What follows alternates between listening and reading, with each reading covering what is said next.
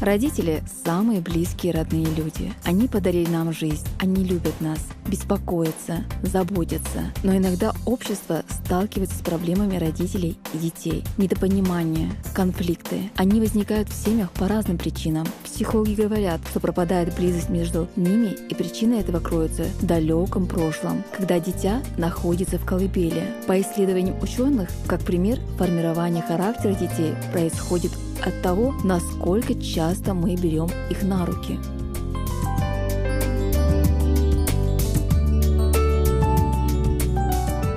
Родители говорят: я все делаю для него, зарабатываю деньги, кормлю, одеваю его, стараюсь дать образование. На самом деле они любят своего ребенка, но не всегда могут выразить свою любовь так, чтобы она была понятна ему. Вполне вероятно, что кроме денег, одежды и еды, ему нужно восполнение его внутренних душевных нужд. Почему они возникают? Можно ли избежать большинства негативных моментов? Что делать, когда между любящими людьми вырастает стена непонимания? Дорогие телезрители, сегодня у нас в гостях психолог Есита Мусханова. Мы рады приветствовать вас в нашей студии.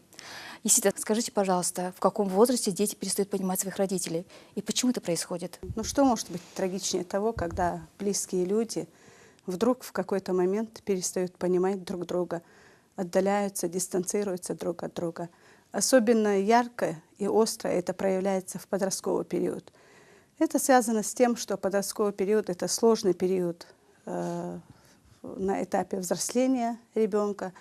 Здесь подросток испытывает кризис. Естественно, этот кризис связан с тем, что подросток чувствует себя взрослым и требует к себе отношения на равных. А родители воспринимают свое растущее чадо как ребенка. И это противоречие порождает широкий круг проблем, которые, к сожалению, при неправильном подходе приводят не только к отчуждению и отдалению друг от друга, но и к такой большой пропасти между родителями и детьми. Часто в отношениях между пожилыми родителями и взрослыми детьми возникает сложная проблема. Дети уже имеют свои семьи, и у них остается меньше времени на родителей. Взрослые часто не понимают своих детей, так как их воспитывали по-другому. А сейчас мне бы хотелось, чтобы мы с вами вместе посмотрели отрывок из очень такого теплого, хорошего фильма, который напоминает нам о том, что все мы будущие родители, что все мы оказываемся иногда в роли детей, иногда в роли родителей, и, наверное, полное взаимопонимание с нашими родителями к нам придет, когда мы сами станем родителями.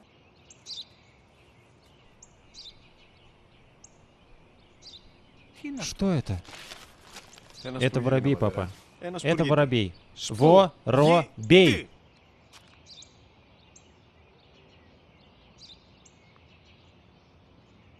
Что это? Почему ты делаешь это? Я сказал тебе много раз, что это воробей. Разве тебе этого мало? Куда ты собрался?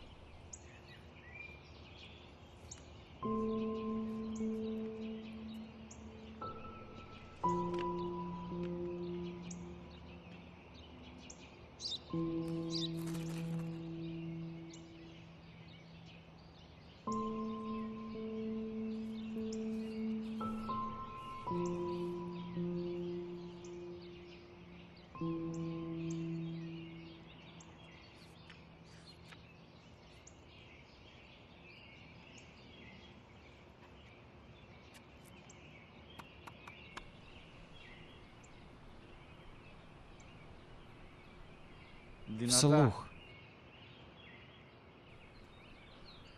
Сегодня мой самый младший сын, которому несколько дней назад исполнилось 3 годика, сидел со мной в парке, а перед нами порхал воробей. Мой сын спросил меня 21 раз, что это такое, и все 21 раз я отвечал, что это воробей. Я обнимал его каждый раз, когда он задавал мне один и тот же вопрос, снова и снова. Даже не думая рассердиться, чувствую привязанность к своему невинному маленькому мальчику.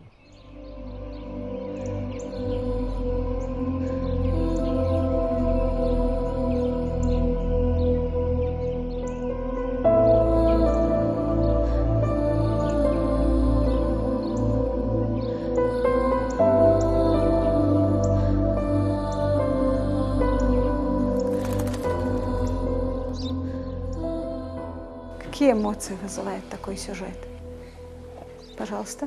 Несмотря на то, что именно этот ролик я видела не в первый, не во второй и даже не в 10-й раз, просто, не знаю, какое-то непередаваемое ощущение, и каждый раз оно настолько пробирает этот ролик, эта история, где четко показана модель, несмотря на то, что пожилой отец, видно было, что он вырастил ни одного ребенка, он там пишет «мой самый маленький ребенок», и с такой радостью, любовью он его вырастил. Этот человек, когда отец просто переспросил его на второй раз, уже был разозлен. Я видела слезы на ваших глазах.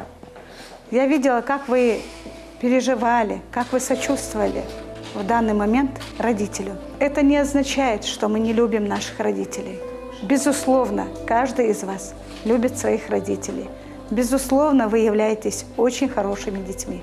Но, наверное, в суете нашей повседневной жизни мы забываем иногда выражать свое отношение, выражать свою радость от встречи с ними, выражать свои эмоции, восторга от того, что они у нас есть. Но я думаю, сегодняшнее занятие, наверное, вы переосмыслите ваши взаимоотношения с родителями.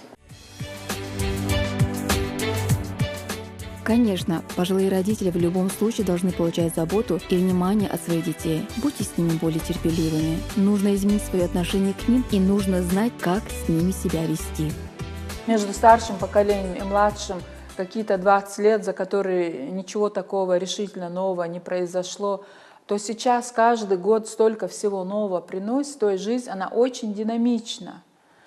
И вот этот разрыв в наше время, он гораздо ощутимее, чем он был в прошлом. Поэтому, соответственно, и непонимание между старшими и младшими, оно больше, к сожалению.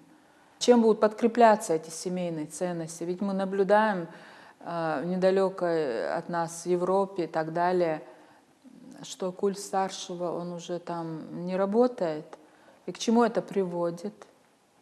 Вот. И нам приходится выбирать. Пусть старшие бывают неправы, но тем не менее вот эту иерархию мы нарушить не можем, я думаю. И пока будет сохраняться культ старшего, будет сохраняться наша семейная иерархия. Почему родители со своей стороны делают все, чтобы жизнь их детей была счастливой, но от этого становится не лучше, а еще хуже? Стены непонимания вырастают все выше и выше. Причины конфликтов в разных семьях схожи.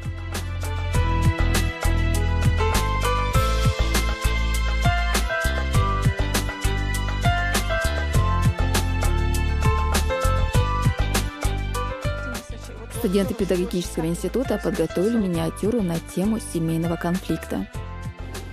Ой, как я устала.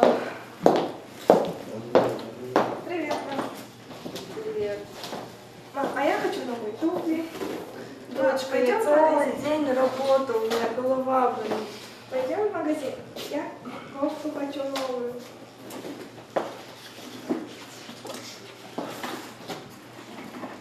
Мам, я хочу деньги. Мам, а это хватит, я хочу побольше. Так, я не понял, ты что так поздно? Я работал сегодня. Ничего не знаю, еду приготовил. А сейчас можно чуть-чуть отдохну, у меня голова? Нет, на кухню. А что? На кухню. Я голоден. Весь день телевизор. Дай, пожалуйста, деньги в области. Туда обязательно нельзя в телевизоре посмотреть? Ну, я с парнями. Да дай сыну денег, что? Да. Спасибо. И мне тоже на карман.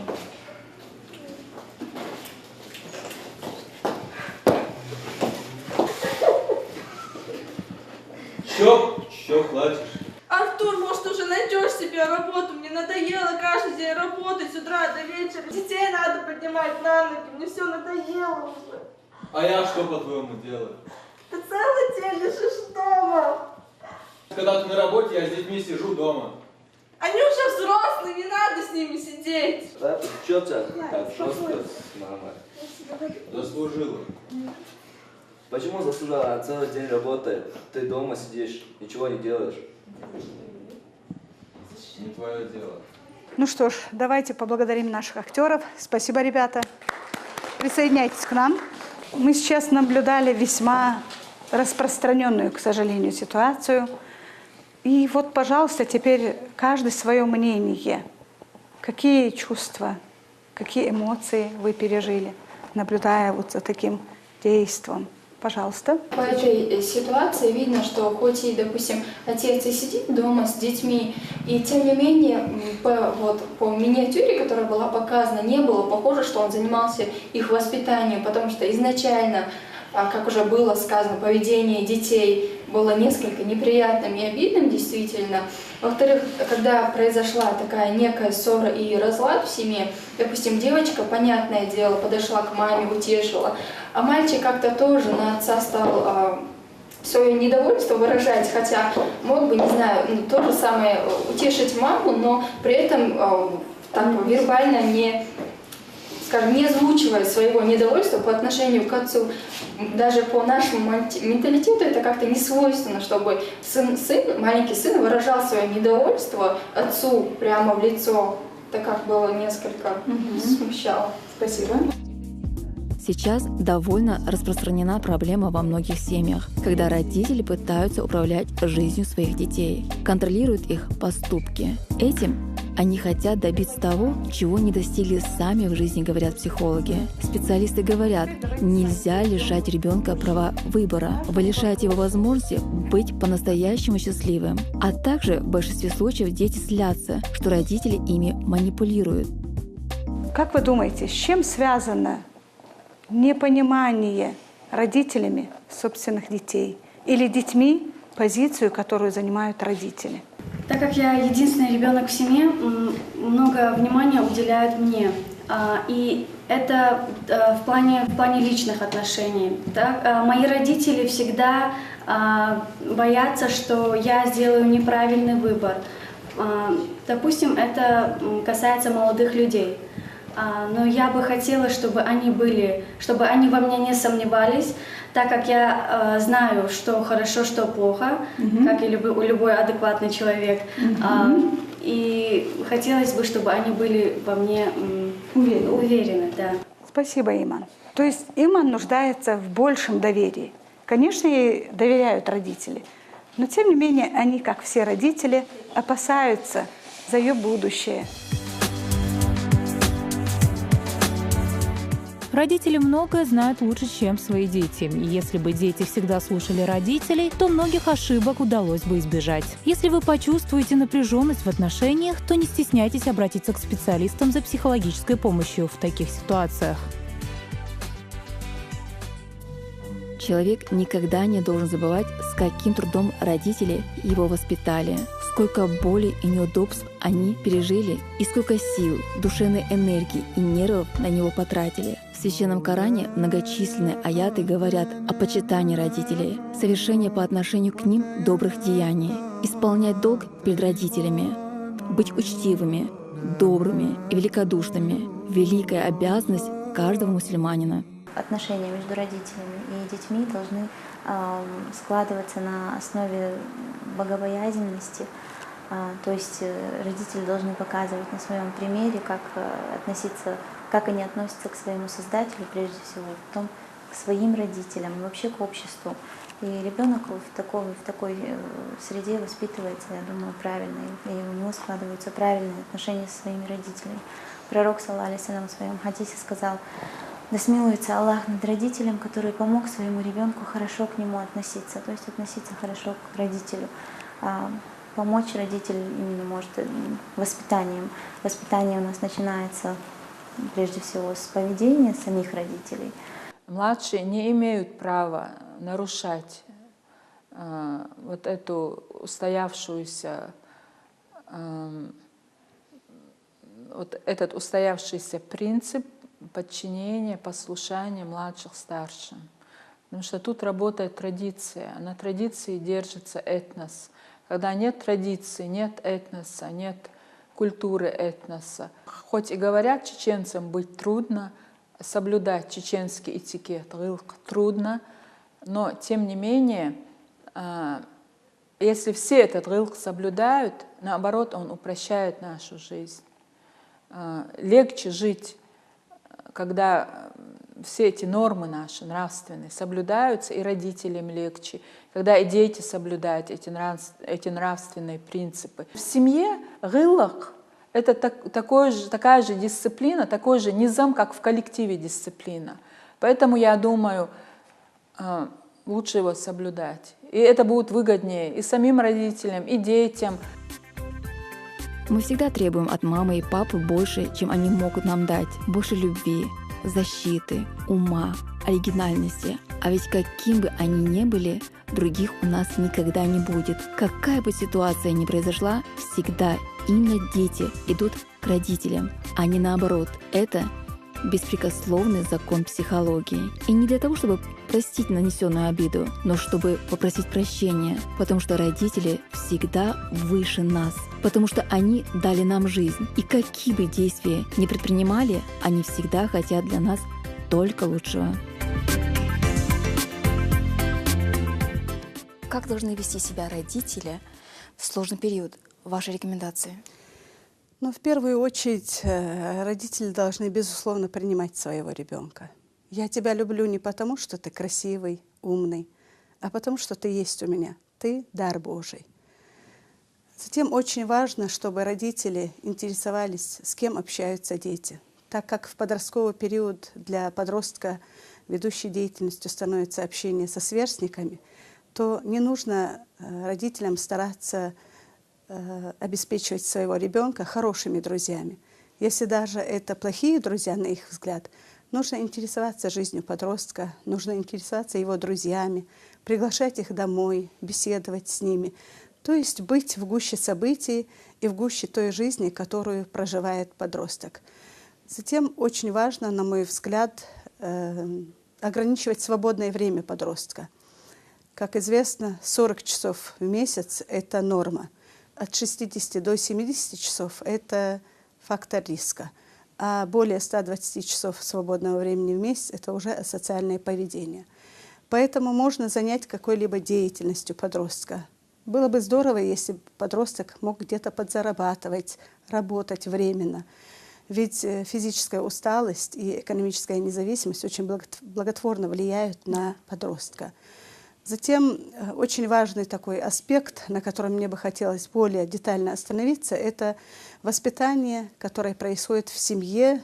И вот если обратиться к этнокультурным традициям чеченского народа, в семейной педагогике чеченцев среди всех методов воспитания доминирующие позиции занимал личный пример. И если вот такая традиция, добрая традиция, которая была применена и применялась нашими родителями, нашими предками, если бы вот эту добрую традицию применять и сегодня, был бы более такой мощный эффект и результат. Почему? Потому что дети перенимают ту модель поведения, которую демонстрируют родители. А отец изначально всегда в чеченской семье являлся идеалом для подражания, образцом, особенно для сына. Естественно, для дочери поведение матери всегда занимало ведущую позицию. Спасибо вам за продуктивную беседу и за ваши рекомендации. А я напоминаю, что на студии был психолог Есита Мусханова. Уважаемые телезрители, благодарю вас за то, что все это время были с нами.